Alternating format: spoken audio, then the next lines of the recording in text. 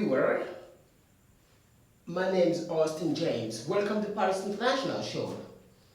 And today we still going to be on the same topic.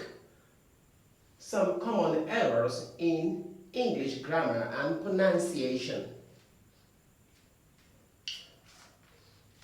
A few from the grammar and then more from the pronunciation. Say peace, I want to peace. And I say peace, I want to peace. That is pigeon. It's not. It's not. Check in the dictionary, it's there. It means to urinate. It means to urinate. And then in the classroom say, I want to, let's say, adjust. You tell a child, shift. So that's wrong English. Use the word adjust. No, it's correct. Sometimes the one that we think is wrong, that's correct, are wrong. The ones who think that are wrong are correct. So to say shift, I want to sit down, shift. The child, no, don't shift, no, it's wrong English, it's adjust. No. To use the word shift in that aspect is even more appropriate than adjust. Why? I'll explain to you. You can adjust by shifting. Yeah, you can create a space for someone else to sit. That means you adjust it. But in the process of trying to adjust, you shift to adjust it. There will be no adjustment if you don't shift. You shift and you've adjusted it. Without you shifting, moving from one level to the other, which is to shift, you cannot adjust it. That's the reason they said night shift in work. You leave a space, you don't work now, let it be at night. There must be a space there. Okay, fine, that is it, adjust. Shift is more appropriate. You can adjust not only by shifting. To shift is one of it. Now, to adjust also means make my collar, I can adjust it. That's adjustment. I can adjust my wrist, this thing, the button or stuff. I can adjust it. That's an adjustment. I can adjust my clothes. That's an adjustment. But the shift means to move from here down here. To shift, maybe like this, and shift this, and this is correct. Check your dictionary very well. It's correct. Now, it's high time I go and report the matter. It's high time I go and report the matter to Mr. Paul. It's high time I go and report the matter to Mr. Paul. That's wrong English. That's wrong English. It's high time. That's wrong English. It's high time I go and report the matter to Mr. Paul. That's wrong English. The correct English word is high time I went and reported the matter to Mr. Paul. It's high time I went and reported the matter to Mr. Paul. Yes, you've not reported the matter yet. But why? Because the expression there is high time. High time is an expression that is used to show that something should have been done. And if that thing should have been done, should be of the past tense, not present tense. That is the reason whatever action that comes there should be of the past. Use the past tense to follow it up. That is high time in English. You see? Now we proceed. I'll tell you more. I will shock you. Right? Now you in the church, you pray in the church. Maybe you have a big program, maybe youth meeting, youth fellowship, or men's fellowship, women's fellowship, or whatever programs, or the church having a convention. So let's Oh, let's gather together. Oh, brethren, let's gather. We need to gather and pray. Let's pray against tomorrow's service that there should be a conducive atmosphere. Yes, let's pray against tomorrow's service that there should be a conducive atmosphere. Fine. That God should make sure that everybody comes in and there will be accident-free condition. Fine. That's nice. But the problem there is that you pray against. You pray against. Ignorantly, you attack the church without knowing it, as like an antichrist. So don't be an ignorant in English language. You don't pray against the service. You pray towards the service, or you pray for the service. You don't pray against it. Let's pray against tomorrow's service. Let's pray against tomorrow's service. It's wrong. You don't pray against tomorrow's service. It's wrong to pray against tomorrow's service. You pray for tomorrow's service. Right? That's it. Okay. Now, a lot that we need to learn. Very, very important. That we need to check on. Take a look at those things. Right? You don't pray against church.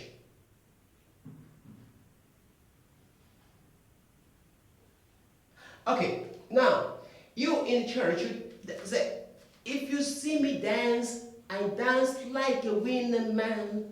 If you see me dance, I dance like a winning man. You should know what simile in English language, in the figures of speech. You pray, you dance like a winner man. That means you are not a winner man. Because if you were to be a winner man, you will dance as a winner man, not like a winner man. You dance like him. That's not what you are. You only dance like somebody else who is a winner man. You see? So that's very important. So sometimes when I teach like this, I create a space, I don't rush this topic, so that we can also try to regurgitate the things I say. It helps you a lot when you regurgitate. Just pause a little, and I want you to try to fantasize, imagine what I say.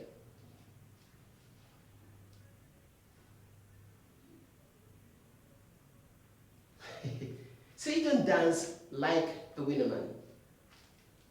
See, you don't dance like a winner man. All right, now, there's another word people say, expatiate. That word is not expatiate, it's expatiate, expatiate, not expatiate. And it's not expatiate.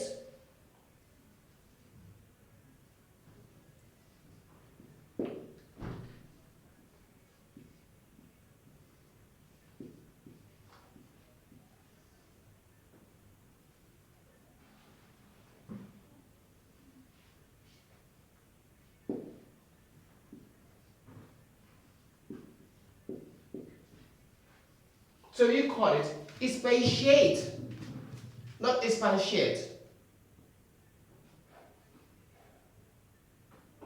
Expatiate. That's the right pronunciation. Expatiate. And that reminds me, we don't have any word in English as masculine or feminine. What we have is what? Masculine, feminine. Not masculine, feminine, and feminine. Masculine for male gender, feminine for female gender. But I think I have to use this medium to clarify some certain aspect there. We have, when I ask some students from different schools, when they come back from school, I ask them how many kinds of genders we have.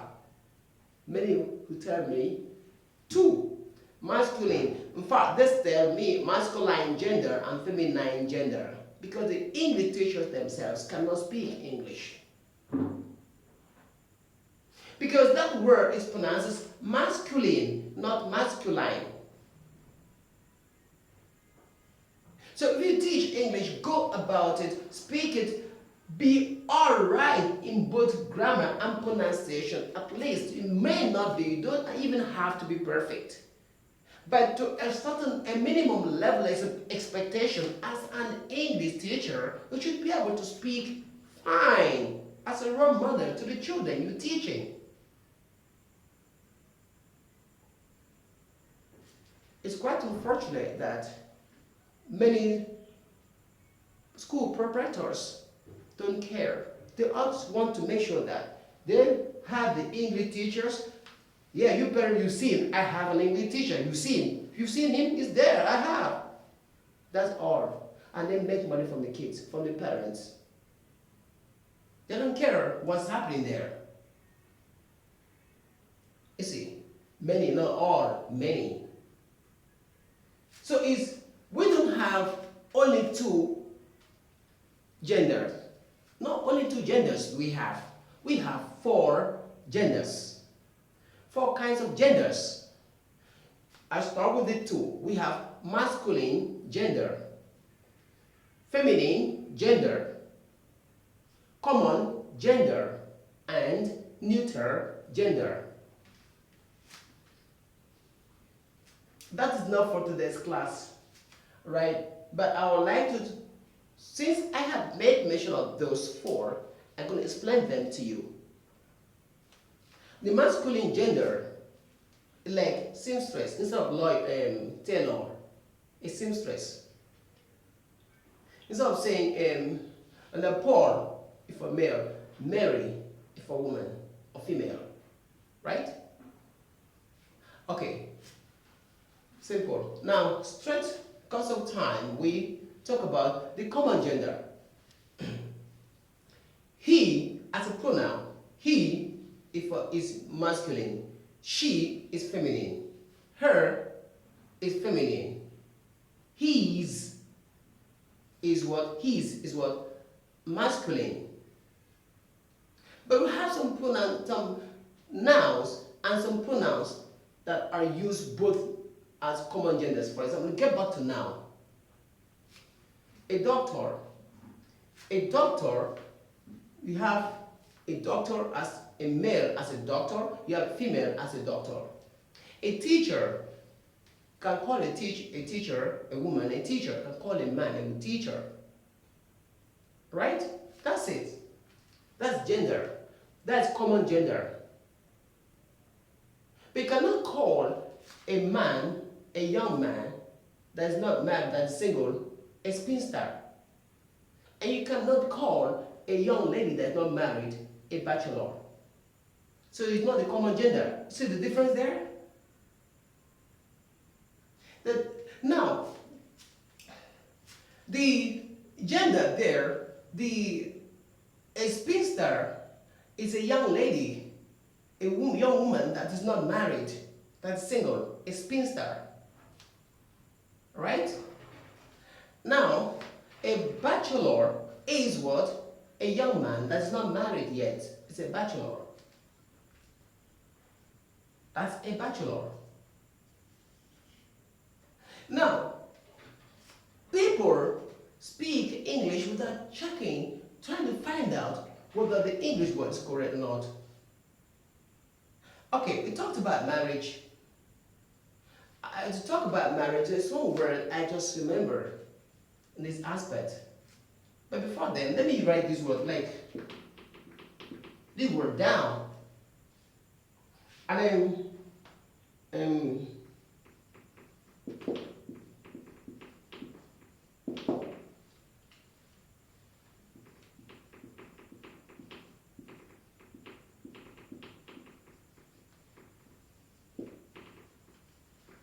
all right. Now you see a young girl, and the girl, she may be at the age of maybe 12, 13. So how? You want to marry this girl? She's too small. She's a small girl. Can't marry this small. But the girl that is maybe um, 10 years, 11 years is even taller than the mother or the father. Is even taller than the mother that gave birth to her. The mother gave birth to her, and the girl is taller than the mother. And you call that girl a small girl? She's big. Look at the size. We have what they call adjective of size. We have what they call adjective of size. The girl is not a small girl. She's not a small girl for marriage. What she is only a young girl. She is too young to get married, not too small because the size is big. You see? The size is big. She has bigger size, not small size. So she's big, a big girl, not a small girl, but she's a young girl. The one that is older than the girl may be smaller. That's a small girl, but she's elder, an older girl. So we have checked it very well. Look at it. That's the reason part of speech is very important. We teach English. Don't rely only, depend and stay only on composition and what? Comprehension. Even in that comprehension and composition, especially composition, they'll tell the kids focus more on composition, that one carries more mark than others. Fine, but do you have an idea what makes that one to carry more mark? Because it's not objectives. It's not objectives. You write it. Now, as you write the theory, as you write it, guess what? You apply your own knowledge, your own grammatical knowledge or mechanical knowledge in the writing of the what? Composition. How? What is language structure?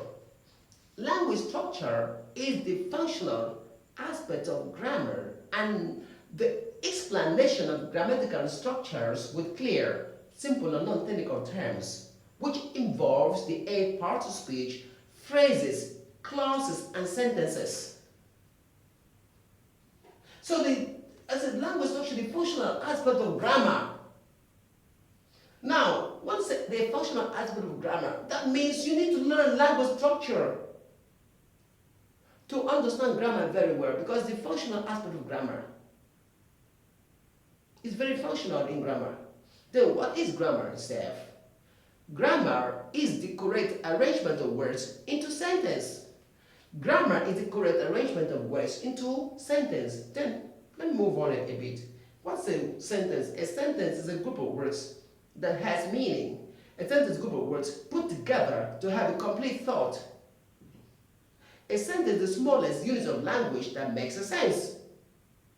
What is a word? A word is a single unit of a language that can be written or spoken, and is also used as a tool of communication, while communication is the activity of passing information to one another. So we talk about adjective of size. It's very important. This is a young girl, not a small girl.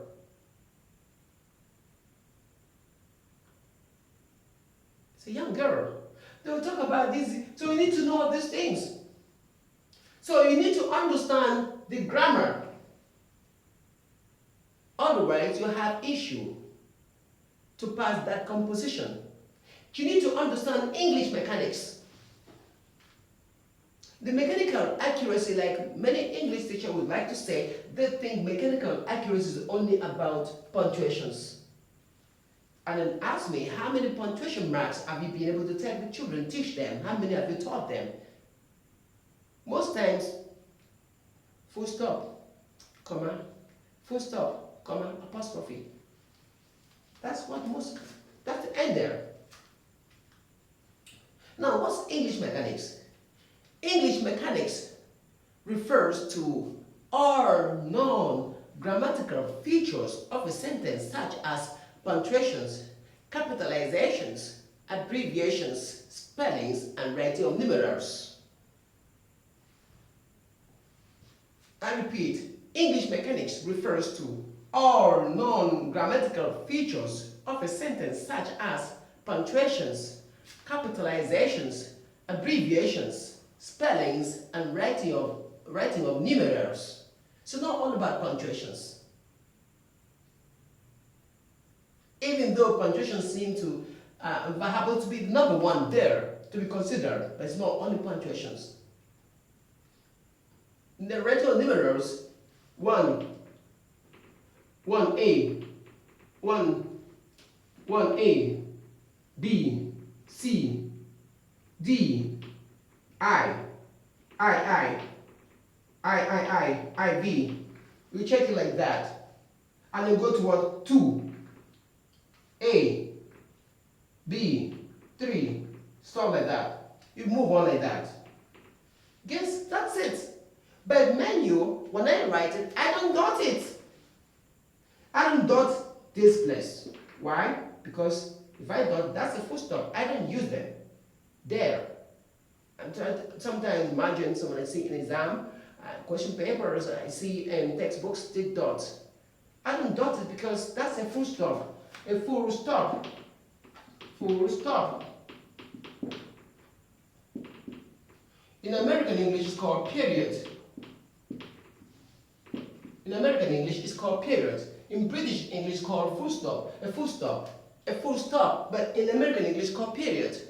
What is a full stop? A full stop is a punctuation used to show that a sentence has been ended or an abbreviation has been made. If you ask me to tell you a full stop is a mark that's used at the end of a sentence, no. If you say so, what about question mark? Question mark also used at the end of a sentence. Exclamation marks can also be used at the end of some sentences. So that means you can assume that the question mark, exclamation marks are also full stops. Because you tell me a full stop is a mark that is used at a sentence. So any mark I see at the end of a sentence, I call it a full stop. Is that what you mean? No! A full stop is a punctuation used to show that a sentence has been ended or an abbreviation has been made. That's the meaning of the word, and it is full stop. So if you put the full stop here, what does it imply? Are you telling us that a sentence has been ended here or an abbreviation has been ended here? That is the reason. Let me prove to you something here. That's the reason if you check in the dictionary, whether Oxford Dictionary or any dictionary, check the dictionary. Don't write something like this. Number 1, 2, here. 3, they shift it down and write 3 here. And write whatever they want to write here. And 4, they write number 4 here. And continue writing here. Right? But you can never see them dot it, dot it, dot it, dot it. They don't dot. Even when it is in the midst of the write-up, they don't dot it. Why? Because it is not a sentence.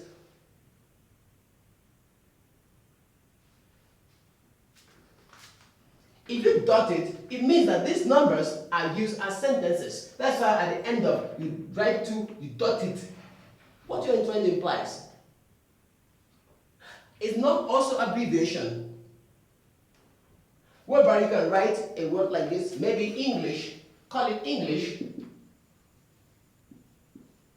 and from here out, so dot here, how, this is it, English. To dot this place means that there were other letters omitted after letter G. Letter G is not used at the end. That's the reason I have to dot it to indicate the omission of letters. So when you dot this one, check in the place if you're watching me, check in the Oxford Dictionary. They don't dot. Even when the words, numbers are written in the middle, they don't dot it. That's the reason they are not dotted. God. That's the reason they're not dotted. But sometimes I'll be surprised to see I don't want to mention the exams, the set exams, and they dot them, all of them, including English. So that means I am still learning. Everybody is learning. Right? Everybody's learning.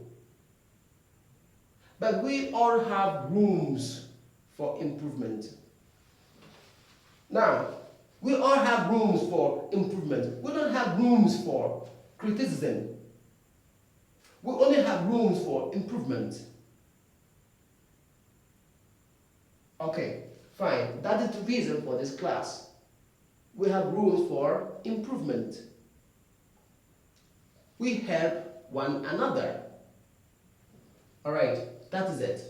I have to be very sincere. That is it. Alright, now we move on. Look at, look at quit notice.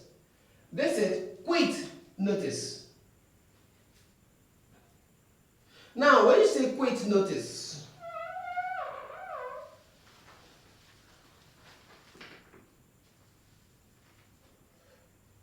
quit notice, you have some words that are appropriate. It's not quit notice, it's eviction notice.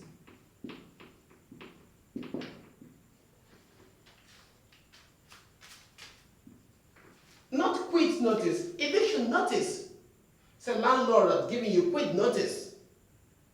No. Quit.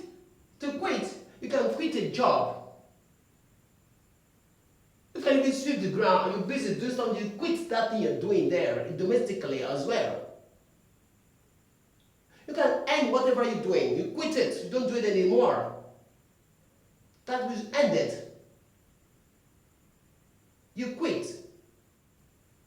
Maybe you're dancing and singing a song, or maybe something happened, you feel somehow bad, and then maybe you're angry, so I quit. I quit.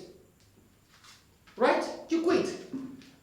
So, not only in the house, but the one for the house, the notice they give in the house, not quit notice. They can give a notice to quit a job. We have to quit. Alright? But the house is not quit. The one for the house, not quit, is called eviction. They evict you, you are evicted. To evict you, evict. So eviction notice, not quit notice. It's eviction notice. That's an appropriate word for it. I've already explained this young to you. Venue managers, some churches said, oh, the venue managers have to be there, have a good service. The church has this program, bigger program. The venue managers have to go and arrange the place, tidy up the chairs, set the chairs, clean the church, tidy up the church environment. Venue manager, fine. Even where you're living, you are a venue manager. As far as to clean your house, on domestic church, you are a venue manager. You manage the place. You can't live in a house and it's dirty. You still live in there. You sweep the place. You clean the chairs. Especially during Hamilton season, you manage the place. So you are also a venue manager. So anybody that comes to a church is a venue manager in that aspect. When you're working, you sweep the place, you tally up some routine clerical duties. That's a venue manager. But guess what? That is not to your venue manager. In the church, you don't call them venue managers because they arrange chairs, and put things in order, ready to receive congregations. No, it's not venue managers. The name you call them what? Sexton. This appropriate word for those people that do the job in the church, sexton. Check your dictionary. Sexton, not venue managers. Sometimes you don't know who sits in the congregation and be listening to you when you speak like that. Everybody is learning, as I said. Nobody's an embodiment of knowledge, so we're learning it. Sexton. Those people in the church, the members in the church that clean the churches, clean the sanctuary of God, ring bells. Sometimes they dig graves. When someone dies, they dig the graves. Alright? Ring bells, make sure the sanctuary of God, God's sanctuary, is clean, is nice. Arrange the chairs, and then everything, the ring bells, whatever, to make sure the church is in good shape. That's what they call such people sextons. So that person is a sexton, not venue manager. The appropriate word is sexton. And you don't say glory. When you shout in the church, not glory, it's glory, glory. There is no word like glory. It's glory. Glory, not glory. So that's it. A lot we need to learn in English language. So as you're watching, please don't forget, subscribe, view, and follow us, share, subscribe, all right? Creating awareness to a lot of people to enjoy this class is very, very important. Create an awareness, right? Share it to different social media. Share it as many as possible. Get my contact, share my contact. My number is 0803-265-0353. I repeat, 0803-265-0353. That's my number. So you call the number and you have me speak with you directly on phone. That's my number. All right. And then we also go to some schools, we train children in some schools, learners and the teachers. The teachers are also learners. Sometimes you can modify things and spoil those things. You can come up with new ideas. The new ideas can spoil even the old one. Because saying that they are learners, not pupils, not students, I don't think it's really right. Because the teachers are still teaching, you're learning too. The teachers upgrade. So both the teachers and the children are learners. They are learners. So you can say the learners, the teachers, and the learners. Who are the teachers? Everybody's learning. Till he dies, he learns. Education is a continuous process. Education. That reminds me. Education.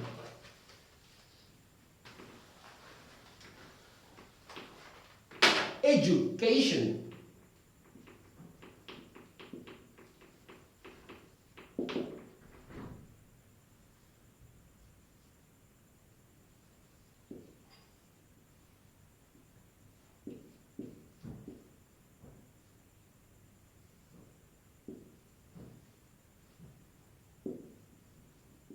It is pronounced as education. That's the pronunciation. It's pronounced as education. Right? It's very important. There's no big deal. One thing about this stuff is that if you know the secret, you flow with it. One thing about English, if you know the rudiment of it, you can flow with it very easily. Because you know the formula in mathematics. You can flow. If you keep a child here for me, leave the child here for me, come back next 3 hours, the child will change to what he speaks, to what he reads books. That's what my job. Because phonetics is a skill. It's actually a skill. That's a long story. You see, so education, not education. Education. Education. Right? Now we move on to this.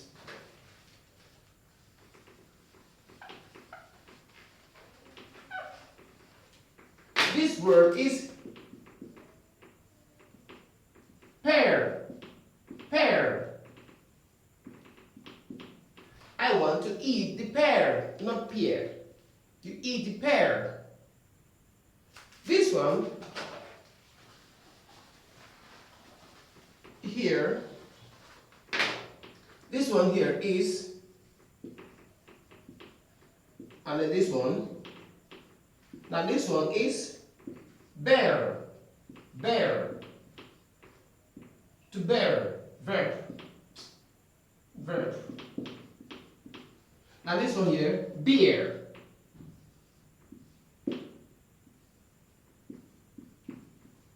Beer. Now,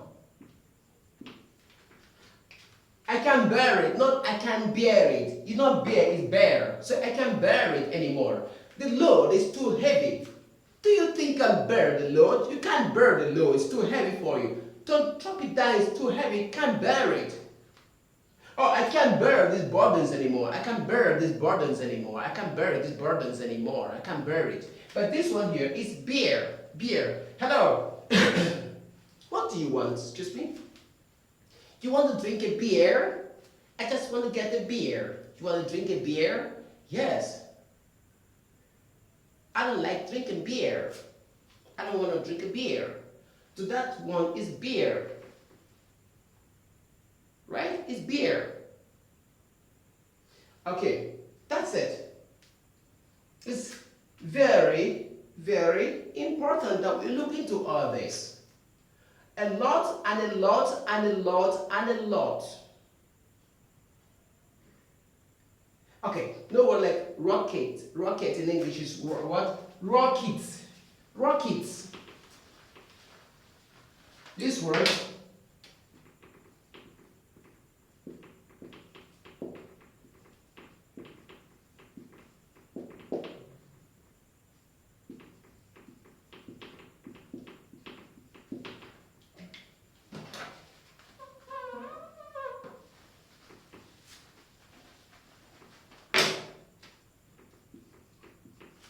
now, rocket. Rocket.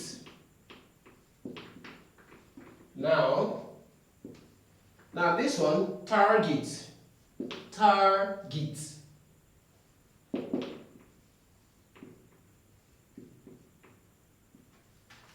Now,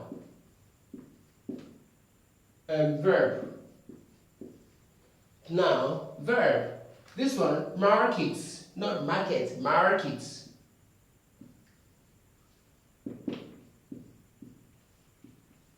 Markets. Now, verb. Right? Now, verb. Right? Now, verb. Now, I think this market can also be adjective like marketplace, market area. Okay, we have this one, laugh. Laugh. Now, this laugh, I love you, not I love you. I love you, I love you. I love you, I love you. So this what? Now, verb. I love you, you have it as verb. Now, the next one here, you can also use it as noun. The love of God is great in my life. The love of God is great in my life. The love of God is great in my life. That's what? Noun. In the sentence, the love of God, the sentence, the love there in the word, in the sentence is used as a noun form of word, the love of God. But if we say, I love you, you use as a verb, that's action. But I can tell you, a verb is not always used as action. Even though most verbs express action, they are not always used as actions. Some are used as auxiliary verb, helping verb. How? How do they help? They help to link, connect, or link to the main verb in the verb phrase. That's the reason we call them linking verbs as well. In the verb phrase, what's a verb then? A verb is one that expresses action, condition, or state of being. Don't say action alone, even though most verbs express actions. You see? Okay. Now, what is a verb phrase? Before then, what is a phrase? A phrase is a group of words without finite verb. Right? A phrase is a group of words without finite verb, maybe forming part of a sentence. Then what is a verb phrase? A verb phrase is the combination of two or more verb forms. A verb phrase is the combination of two or more verb forms. I didn't say more, it's more. More.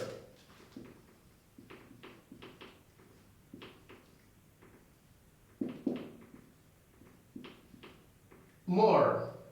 Which part of speech you have the word more? Which part of speech? Which part of speech? All right. Now I have it. The more there is what? Pronoun. Pronoun. More, pronoun. You see? Pronoun. And then this more here can also be called used as adjective. Right? I need more of them. I need more of them. More of them. Alright? And that's what pronoun. Alright?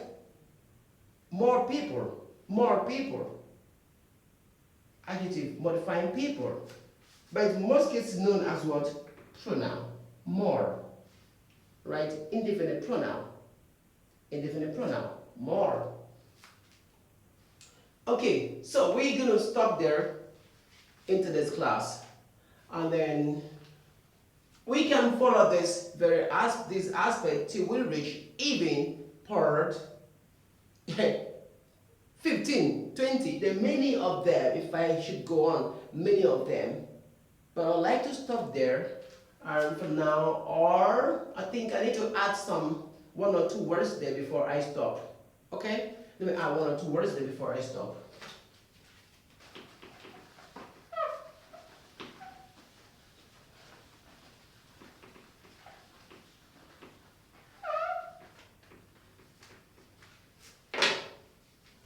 Alright.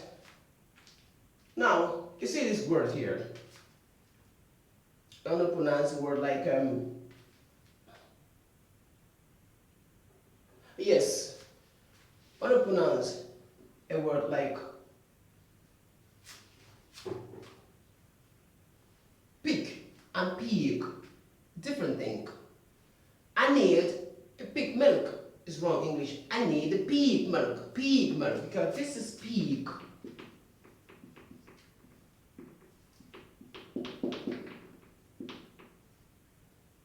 While this one is pig.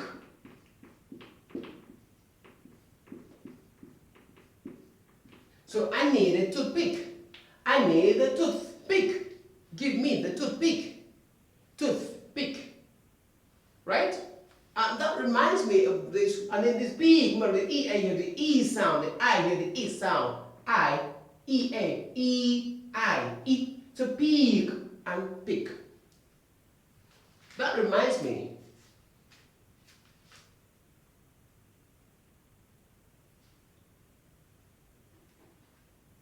A birthday.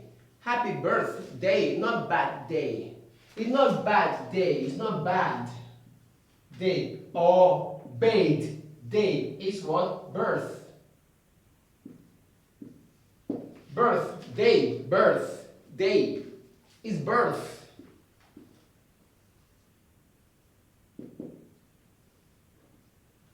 Birth, not bed. Some say bad day, bad day, bad day. It's not bad, it's not bad. It's not bad. It's not bad. Right? So at school they teach the children to say birds are flying, birds are flying. What do you mean by birds are flying? Can birds fly?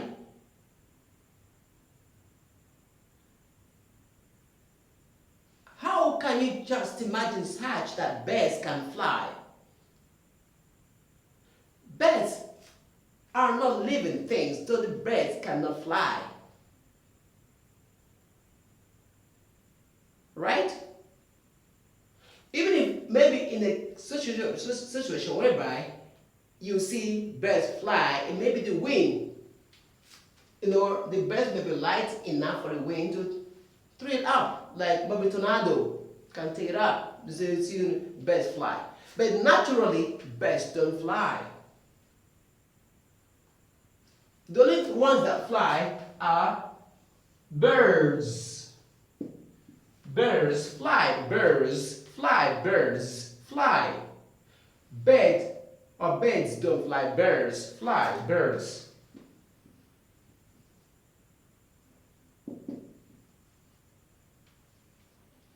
So birds fly. Do you want to see the bird? Do you mean bird? It's bird, not birds. Bird, bird, bird. The I out there will give the sound air. That's the same IR you have as birthday. The same IR you have as first. First, First, first, first, first. The same I have as circle. The same I have as what? Sir. Thank you, sir. Yes, Lieutenant Sir. Thank you, sir. See, watch war movies. Thank you, sir. Lieutenant Sir. Thank you, sir. Yes, sir. Yeah, thank you, sir. Yes, sir. Not yes, sir. It's not yes, sir.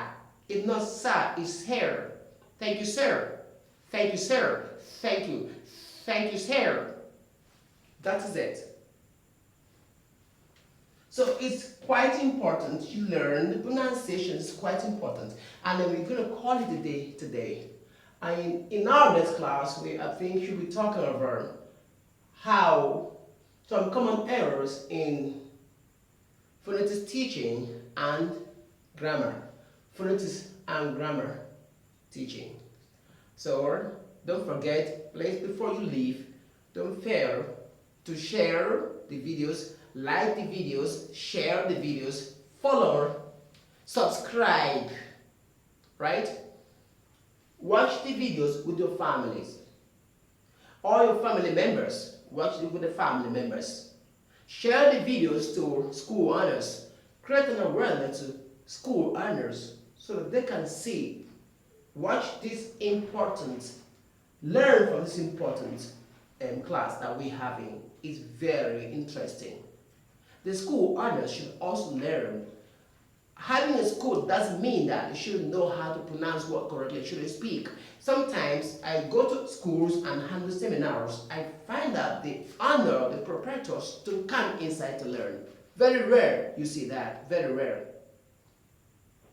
They claim to be busy in the office. So the people that should speak English in your school is not you. You're exempted from speaking good English because you own the school. So you're exempted from good English. So the people that are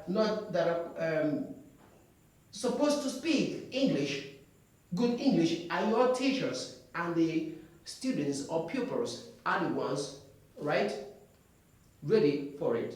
They're the ones that are supposed to speak.